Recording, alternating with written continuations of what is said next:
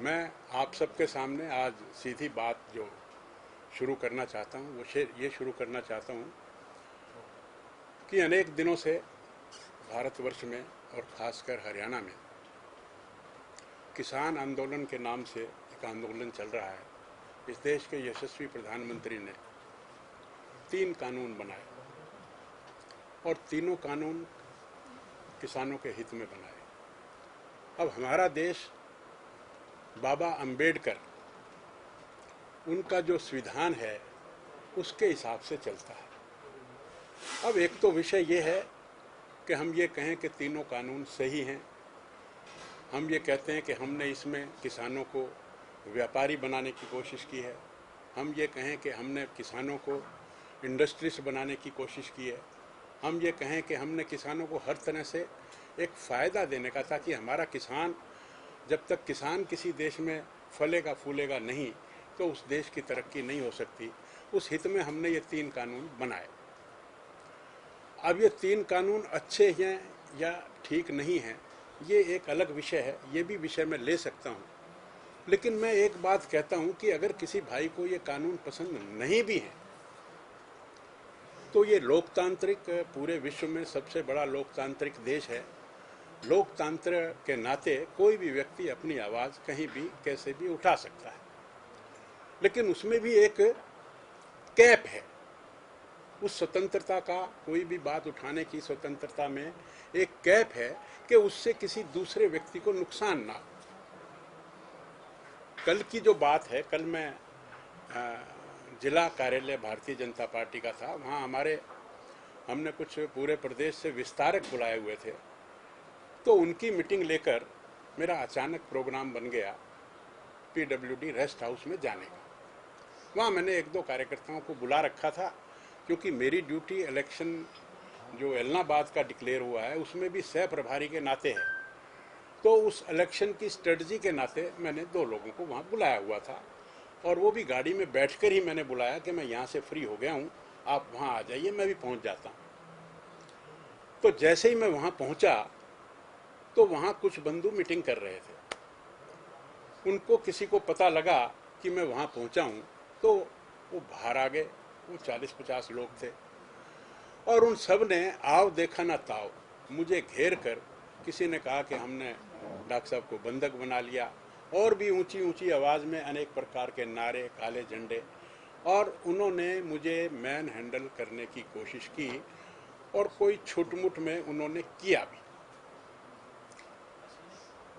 तो मैंने उनको कहा, मैंने कहा देखिए लोकतंत्र में ऐसा नहीं होता है और मैं बातचीत करने के लिए तैयार हूँ। आप इतने लोग हैं और अगर आप इतने लोग ये सोचते हैं कि आप मुझे अकेले को देखकर मुझे दबा लेंगे तो ये आपकी गलती है। मैं भी लोकतंत्र में एक विधानसभा से लोगों के द्वारा चुना हुआ व्यक्ति हूँ, बातचीत करने के लिए तैयार हूँ। आप सब बैठिए, एक आदमी बात करिए तो मैं बात करूँ। लेकिन उन्होंने कोई भी बात सुनने के बिना और अभद्र भाषा का इस्तेमाल करते हुए और अनेक प्रकार की अभद्र बातें की, और कुछ लोगों ने तो मेरा जो पहना हुआ कुर्ता था वो भी फाड़ा, और वो भी बड़े चोरी ढंग से। अगर कोई वीडियो आपके पास पहुंची होगी तो उसमें भी आपको पता लगेगा। वो भी पीछे से हाथ पकड़ के और कुर्ता खींच के ऐसे, मतलब पाड़ के। मैंने उस भाई से कहा, मैं कहा भाई कुर्ता पाड़ रहा है तो सामने से पाड़, कुर्ता पाड़ने में भी तेरे को चोरी क्यों करनी पड़ रही है? तो कहने लगे कि जी आप हॉल में आ जाओ। मैंने कहा हॉल में आने की क्या आवश्यकता है? फिर उनमें से एक आधा कोई समझदार भाई भी था, तो उसने कहा जी ठीक है, हम 2 व्यक्ति आपसे बात करेंगे। मैंने कहा मैं कमरा खुलवा लेता हूँ, आप उसमें आ जाइए। तो बोले जी चलो। जब मैं चलने लगा तो वो चेन बनाकर खड़े हो गए। उन्होंने कहा नहीं, आपको हाल में ही घुसेड़ेंगे हम। मैंने कहा वो जबरदस्ती है क्या? जबरदस्ती की बात तो मैं मानने के लिए तैयार नहीं हूँ। तो इस तरह की बातें चलती रही। बाद में फिर मैं एक कमरे में जाकर बैठा, तो इतने में फिर वहाँ पुलिस आ गई और पुलिस ने मुझे कवर करके वहाँ से निकालने का जो प्रयास किया। और जब मैं गाड़ी में बैठा तो कुछ लोग हमारी गाड़ी के आगे आकर बैठ गए तो इस तरह का उद्दंड, इस तरह का असामाजिक तत्व मैं कहूँगा, इसको मैं किसान नहीं कह सकता किसी भी सूरत में। किसान इस देश का अन्नदाता है।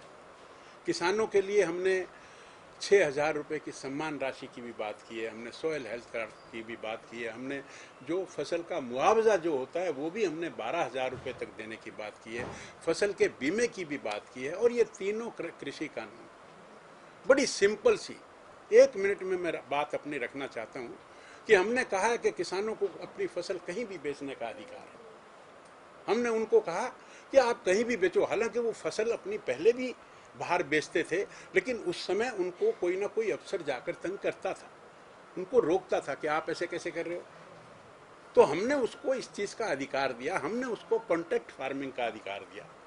हमारा कहना यह है कि अगर आपको ये तीनों कानून पसंद नहीं है, आप कोर्ट में गए, माननीय सुप्रीम कोर्ट ने एक फैसला दिया कि 1.5 साल तक हम इस कानून को इसको नहीं लगाया जाएगा, और हमारी सरकार ने ये मान भी लिया कि हम 1.5 साल तक इस कानून को होल्ड कर लेते हैं। जब एक केस कोर्ट में गया और कोर्ट में जाने के बाद उस कानून को स्टे मिला 1.5 साल का, गवर्नमेंट ने उसको मान लिया, उसके पास कोई ऑप्शन भी नहीं थी। उसके बाद आंदोलन का क्या मतलब? और उसके बाद भी अगर आप आंदोलन करें तो करिए, कौन रोकता है आपको? मेरा आप सब भाइयों के माध्यम से सब भाइयों को जो इस तरह के भ्रम में हैं, उनको ये बताना चाहता हूं मैं कि जो कानून बने हैं वो 100% सही बने हैं, और किसी वजह से कोई भाई इनसे सहमत नहीं है तो वो इन कानूनों को ना माने। मैं उदाहरण के तौर पर ये कहता हूं कि अगर मैं आपको एक ऑप्शन दूं कि भाई मैं तो आपको तैरना सिखाता हूं, और तैरना सिखाने में अब आपको कोई भड़का दे कि तैरना सीखोगे तो आप डूब जाओगे। अरे भाई, वैसे तो डूबने का कोई चांस नहीं है। अगर आप नहीं सीखना चाहते, आप डूबने से इतना डरते हैं, आपको हम जैकेट भी दे रहे हैं, आपको हम कोच भी दे रहे हैं, ये सब सुविधाएं देने के बाद भी हमने आपको एक विकल्प दिया है कि आप तैरना सीख लें। फिर भी आप नहीं सीखना चाहते तो ये विकल्प है, ना सीखें। आपको खुले में अनाज बेचना अगर ठीक नहीं लगता, आप ना बेचें। आपको कॉन्ट्रैक्ट फार्मिंग में जमीन जाने की चिंता है, आप कॉन्ट्रैक्ट फार्मिंग ना करें। मेरा समझाने का एक और भी तरीका है कि एक व्यक्ति है, उसके पास 20 बीघे जमीन है, उसके 4 बच्चे हो गए और फिर उनके 4-4 बच्चे हो गए, उस परिवार में 20 लोग और हो गए। अगर वो केवल अपनी फार्मिंग करेंगे तो 21 लोगों का निर्वाह नहीं हो पाएगा। हम ये कहते हैं कि उनमें से 8-10 जो बच्चे हैं वो फसल को लेकर गलियों में बेचें ना। टमाटर 2 रुपये किलो अगर आप मंडी में देते हैं और रेडी पर ले जाकर अगर आप बेचेंगे तो वो 40 रुपये किलो बिकेगा। आपके घर में इतनी बहुएं हैं, इतनी बेटियां हैं, आलू है, आलू आपका 2, 3, 4 रुपये मंडी में बिकता है, लेकिन अगर आप उसको बॉयल करके उसकी चिप्स बनाकर बेचेंगे, एक स्मॉल स्केल इंडस्ट्री लगाएंगे, तो आपको आलू चिप्स बेचने में वो आपका 100 रुपये किलो, 150 रुपये, 200 रुपये किलो बिकेगा। थोड़ा सा अडानी और ये जो अंबानी हैं, ये जिस रेट में बेच रहे हैं, आप इससे थोड़ा सा कम रेट में बेचोगे। हम आज भी हमारे घर में जो आलू चिप्स बनकर तलता है उसको खाना पसंद करते हैं, बाजार से जो पैकेज में आता है उसको खाना पसंद नहीं करते। और उन दोनों के रेट में कितना अंतर है। आप सॉस बनाइए ना, आप पापड़ बनाइए, आप 100 तरह की चीज़ों में डाइवर्सिफिकेशन करेंगे। यही हमारा इन 3 कानूनों का मतलब है। और सबके बाद मैं फिर आपसे एक बात कहता हूं कि अगर आपको पसंद नहीं है तो आप 21 आदमी आप खेती में गुजारा करिए। आपको भूखे रहने का शौक है तो आप रहिए, कौन मना करता है। हमने विकल्प के रूप में ये 3 कानून दिए हैं, और अगर आपको ये पसंद नहीं है, आप लोकतंत्र में अपनी आवाज़ उठा सकते हैं, उठाइए। लेकिन ये जो अभद्रता है, आप चुने हुए लोगों को कहीं जाने नहीं देते, कहीं मिलने नहीं देते, और कहीं आप जब बदतमीजी और बदमाशी करते हैं और जब आपके ऊपर लाठी चार्ज होती है तो आप ह्यूमन क्राई क्रिएट करते हैं। मैं आपके माध्यम से सबको उनको ये भी बताना चाहता हूं कि इस तरह की गुंडागर्दी भारतीय जनता पार्टी का कार्यकर्ता बर्दाश्त नहीं करेगा। हम भारतीय जनता पार्टी के आदमी भी बचपन में खूब खेले हैं और हमने हर तरह की चीजें सीखी हुई भी हैं। तो इस तरह से हमें कोई कमजोर ना समझे। अगर कोई क्या सीखा सर? सब कुछ सीखा है हमने। जैसे अभी एक बयान आया उसके पीछे हमने कराटे भी सीखे हैं। अच्छा जी, हाँ, हमने सब कुछ सीखा है। हाँ, और सेल्फ डिफेंस में अगर कोई हमसे बदतमीजी करेगा तो वो उसी समय हमसे मार भी खाएगा। ये भी मैं आपके माध्यम से बताना चाहता हूँ। गुप्ता जी, जैसे आप भ्रम की बात करें, किसानों को लोग भरमा रहे हैं, हाँ। ये कानून के कहो अध्यादेश जो है, जो चोरी चोरी चुपके लाए गए, क्या ये भी एक कारण नहीं है क्या लोगों को ये नहीं, देखिए, सही और गलत, सही और गलत, मैंने आपकी बात का जवाब अपने पहले वक्तव्य में भी दिया कि अगर आपको कोई चीज हमारा तरीका भी पसंद नहीं है तो आपको 5 साल के बाद अधिकार मिलेगा। आप आवाज उठाइए, आप हमारे गलत तरीके के खिलाफ भी आवाज उठाइए, लेकिन ये गुंडागर्दी, ये बदमाशी, कोई भी किसी चीज को चलने ना देना, हम आपको कोई उद्घाटन नहीं करने देंगे, हम आपको घर नहीं जाने देंगे, हम आपको रेस्ट हाउस में नहीं आने देंगे, इस तरह की बातें, ये बाबा अंबेडकर का संविधान है। तो इसके पीछे यार वर्मा जी एक मिनट ठहरो, एक मिनट। तो अभी आपने फिर जैसे आपने कहा कि कोई मारेगा तो मार खाएगा, तो अब ये क्योंकि आप लोगों ने छेड़ लिया किसी तरह से कि रोकते हैं, आपने कहा गुंडागर्दी, तो क्या आगे रणनीति है? नहीं, आगे अगर हमें कुछ भी वो करेंगे तो हम उसका जवाब देंगे किस तरह? हर तरह से। कानूनी कार्रवाई मौके पर जिस तरह की भी परिस्थिति होगी उसको सुलटने के लिए हम उनको माकूल जवाब देंगे। पर्चा दर्ज कराएंगे उनके खिलाफ जिन्होंने आपको जो चाहेंगे वो करवाएंगे। मतलब सर, जैसे 10-20 आदमी आपके साथ हमला कर रहे हैं तो आप उसी तरीके से जवाब देंगे? हर तरीके से जवाब देने के लिए हम तैयार हैं। हमारा कार्यकर्ता इतना इस समय उत्तेजित है, कल से मेरे पास आज तक इतने फोन आ चुके कि डॉक्टर साहब आपने हमें क्यों नहीं बुलाया। हम तैयार हैं, इस तरह से हम नहीं पिटेंगे। कार्यकर्ता जोश में है इस वक्त। डॉक्टर साहब, सर ये बताओ कि आपकी कोई और विधायकों से इस संबंध में बात हुई है? नहीं, मेरी किसी विधायक से आपका बात अपना विचार है? मेरा अपना। क्योंकि अगर ये आपके साथ दोबारा ऐसा होता है हाँ। तो आप उसको, क्योंकि कल ही सर दूसरे आप राजू जैन जी हैं, कल ही की घटना है, हिसार जिले की कलाना क्षेत्र की घटना है, उनकी भी गाड़ी रोकी गई, उनकी गाड़ी में भी शीशा तोड़ा गया, मुझे पता लगा। तो ये फिर आप कोई सभी मिलकर रणनीति बना रहे हैं कि आप इस तरीके से अगले का जवाब दें, या आपकी रणनीति अकेले? मैंने आपको कहा कि भारतीय जनता पार्टी भी इस तरह की गुंडागर्दी बर्दाश्त नहीं करेगी। हमारा कार्यकर्ता बड़ा इस मामले में ये समझिए कि बड़ा सेंसिटिव हो गया है कि ये क्या मतलब हुआ कि जब चाहे, जो चाहे, जैसे चाहे हमें मैन हैंडल करे, हमारे कपड़े पाले, ये नहीं बर्दाश्त। हम कानून को हाथ में लेंगे। कानून जब तक हमारे हाथ में नहीं आएगा तब तक हम स्वयं निपटेंगे। गुप्ता जी, पहले भी लंबे वक्त से विधायकों का विरोध हो रहा है, मंत्रियों का भी विरोध हो रहा है, मुख्यमंत्री का भी जैसा आपका बयान है ऐसा ही आया था, लाठी डंडे उठा लो, इस तरीके से आप भी ऐसे ही कह रहे हैं कि हम टक्कर लेंगे। दूसरा एक मेरा सवाल ये है कि क्या मुझे आप एक बात बताइए, ये एक स्वाभाविक प्रक्रिया है। आज यहाँ पर 4 लोग आप मुझे पीटना शुरू कर दें तो मैं किसी की वेट करूंगा क्या? जो शक्ति मेरे में होगी, आप 4 मारोगे तो एक तो मैं भी मारूंगा। मेरे में जितनी ताकत होगी उस हिसाब से मैं इसका मुकाबला करूंगा। और ये सुप्रीम कोर्ट भी कहता है कि आप सेल्फ डिफेंस में जवाब दे सकते हैं। इसमें क्या गलत है मुझे बताइए आप।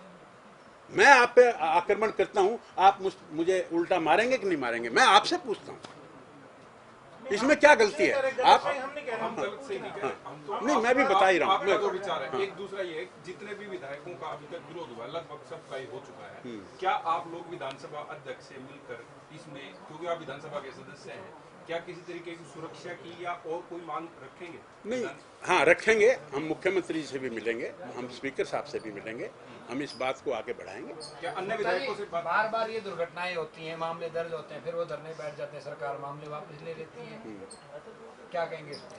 अब ये तो में भी समझौते हुए थे, उसके बाद फिर कल आपके साथ हो गया। इस तरह के मामले जो है सामने आ रहे हैं, आप वो मामले दर्ज होते हैं, नहीं, उस पे तो देखो मैं कोई टिप्पणी नहीं कर सकता, क्या परिस्थिति है, क्या है, क्या नहीं है। इस पे जो आपने बड़ी प्रेस कॉन्फ्रेंस की, एक वाजिब सा सवाल उठता है कि आपके साथ जो घटना हुई वो बिल्कुल ही निंदनीय है, गलत है।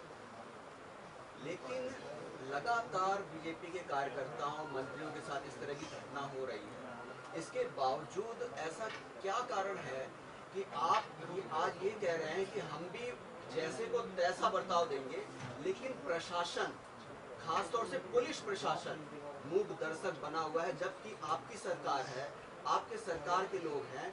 अगर सरकारी तंत्र सख्ती से प्रयास करे तो इस तरह की घटनाओं को पहले से ही रोका जा सकता है। ये कार्रवाई क्यों नहीं हो रही है? आप लोगों को आज मजबूर होकर के इस तरह के बयान क्यों देने पड़ रहे हैं? नहीं, देखिए, आपकी बात ठीक है, पर ऐसी बात नहीं है कि एडमिनिस्ट्रेशन अपना काम नहीं कर रहा। आफ्टर ऑल 20 मिनट के बाद वहाँ पुलिस एडमिनिस्ट्रेशन पहुँचा और उसने जो अपना काम करना चाहिए था वो किया। और हर समय 24 घंटे मैं 20-25 पुलिस वालों को लेकर चलूं या कोई भी चले, ये भी संभव नहीं है। ये तो जनता भी जागरूक होनी चाहिए, और जो बदमाश लोग हैं, जो असामाजिक तत्व हैं, उनको जनता को भी नकारना चाहिए। सर, लेकिन जिस तरह से आपने कहा कि पुलिस प्रशासन ने वहाँ पे अपना काम किया, लेकिन आपके साथ मैन हैंडलिंग हुई, तो क्या मौके से कुछ लोगों को वहाँ से उठाया गया, डिटेन किया? मुझे इसकी जानकारी नहीं है। आपकी तरफ से कोई शिकायत? मेरी तरफ से कोई शिकायत नहीं। कोई शिकायत नहीं है। अब आगे क्या करेंगे आप? शिकायत देंगे आगे? नहीं, मैं कोई शिकायत नहीं दूंगा। मैं ये पॉलिटिकल मूव है, इसको पॉलिटिकल ढंग से निपटाओ। नहीं, आप ये बताओ कि आपके, जैसे आपने कहा कि ये पुलिस आई है, पुलिस अपने आप करेगी जो करेगी। तो पुलिस की तो कल कोई कमी नहीं पाई आपने? कल जो हुआ पुलिस की तो पुलिस के आने के बाद उसने उनको अलग किया और हम चले जिस गए। तरह से माहौल चल रहा है, पुलिस को पहले नहीं प्रबंध करना चाहिए था वहाँ पे? अब ये तो पहले उनको पता था, नहीं था, ये तो आपको ही नहीं पता था जी। मुझे ही नहीं पता था कि मैं जाऊंगा। बेसिकली तो आज नहीं, तो अब आप ये बताओ सर, कुल मिला के जैसे को तैसा जवाब दिया जाएगा। अब बेसिकली मैंने आपको सारी बातें बताई, आप इसमें से कोई भी चीज चूज करके अपने ढंग से प्रेजेंट कर सकते हैं। नहीं, आप ये बताओ कि आप जैसे को तैसे वाली बात है, मतलब जवाब दिया जाएगा। देखिए, आप नहीं करेंगे। सेल्फ डिफेंस, देखो सर, सेल्फ डिफेंस में मैं जो बात कह रहा हूँ, अगर कोई मुझे मैन हैंडल करेगा और जिस ढंग से करेगा, तो मेरे में जितनी शक्ति होगी और उस समय मेरे पास जितनी फोर्स होगी, मैं अकॉर्डिंगली उसका जवाब दूंगा। सर, मेरा सवाल फोर्स को लेकर ही है। जिस तरह से आप लोग आपको पुलिस सिक्योरिटी मिलती है, आपके समर्थक आपके साथ चलते हैं, कल की घटना के बाद हम माने कि जो कोई और भी आप अपनी हमारे साथ हमारा गनमैन उस समय था, वो हमारे आगे के लिए जैसे आपने कहा कि भाजपा के जो, हाँ बोलिए, क्या बोल रहे थे? जिन लोगों ने तो बात ही नहीं। देखिए, मेरी बात सुनिए। आपके साथ 2 साथी हैं और ये 50 आदमी आपके खिलाफ लगेंगे तो आप नहीं, आपके साथी, आप मेरी बात सुनिए, आपके 2 साथी हैं, 50 लोग आपके खिलाफ हैं, तो आपका कुर्ता फाड़ ही सकते हैं वो। गुप्ता जी, अब ये बताओ सर, जिन लोगों ने दंगा मस्ती की, क्या उनका कोई सियासी मकसद भी है? अब इसको सियासी कहो या कुछ भी कहो, कानूनों के बारे में मैंने अपनी जो मेरी राय थी वो मैंने आप सबको बताई, आप सबके माध्यम से जनता को बताई, और मैंने आपकी बात क्लियर नहीं हो रही। अभी जैसे आप कल गए वहाँ मीटिंग करने, कार्यकर्ताओं की थी, जिनकी भी थी, फिर भी ऐसा हो गया। आगे से अपनी सुरक्षा, एक तो आपको जैसे ऑफिशियली पुलिसमैन मिले होते हैं, एक प्रशासन के हैं, एक हम अपने ओन कर लेते हैं, या एक हमारा जो संगठन है, हम उनके जो लोग, हम आपने कहा कि लाठी डंडा खेल, वो संभव नहीं है जी। वैसे लेके चलेंगे कि अपने नहीं, वो संभव नहीं है। हम अपना सामान्य जीवन जिएंगे, और जब कभी कोई बात होगी तो उस समय की परिस्थिति के हिसाब से एक्शन लेंगे। लेकिन यहाँ सबसे बड़ा सवाल ये उठता है गुप्ता जी कि आप एक सरकारी संवैधानिक पोस्ट पे बैठे हुए हैं, और जो आप बयान दे रहे हैं कि जैसे को तैसा हम अपना इलाज करेंगे, तो इससे तो अराजकता फैलेगी। और दूसरा ये कि पुलिस, जिन लोगों ने आपके साथ कल बदतमीजी की या आपके साथ अभद्र व्यवहार किया, उनके खिलाफ सख्त कार्रवाई पुलिस की करने की बजाय, एक FIR दर्ज करने के बजाय अगर इस तरह के बयान दिए जाते हैं, तो नहीं लगता कि सामाजिक समरसता में भी इसका विपरीत प्रभाव पड़ेगा? माफ करना भैया, मेरी बात को आप में से कुछ हमारे भाई दूसरे तरीके से ले रहे हैं। अब ये जैसे को तैसा मैंने नहीं कहा, मैंने ये कहा और आप सब भी मन से मेरे साथ सहमत हैं, ये मेरा विश्वास है।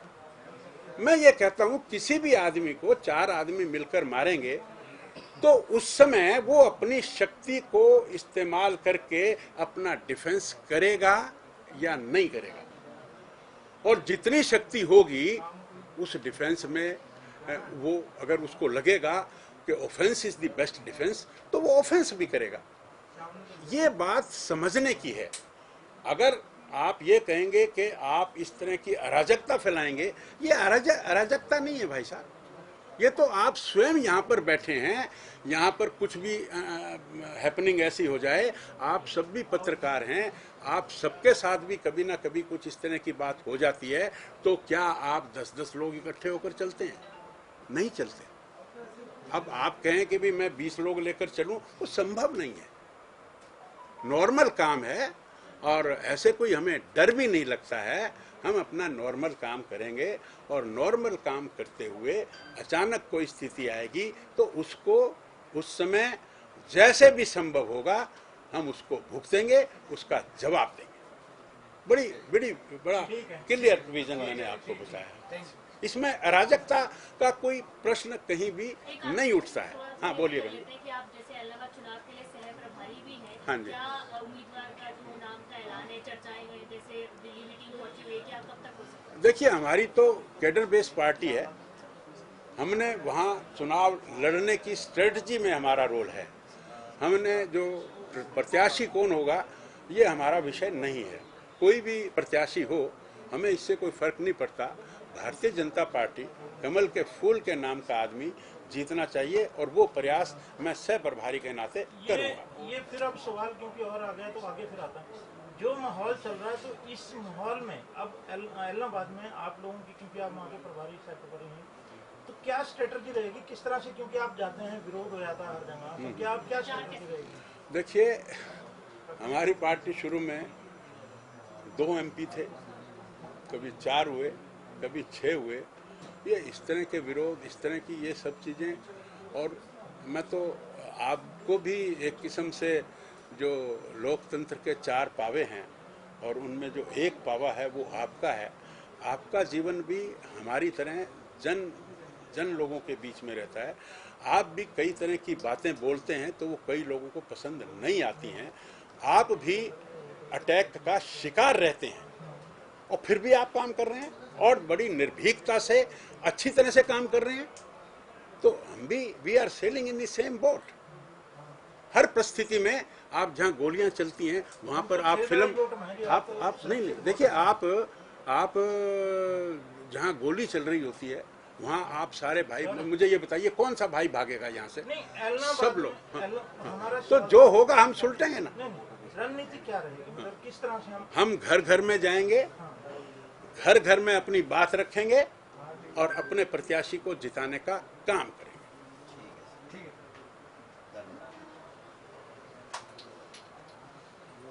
पत्रकारों वाली वोट में तो छेद होता है, जो पैर रखे नहीं होता। पत्रकार सबसे बड़ी शक्ति है। पत्रकार जो है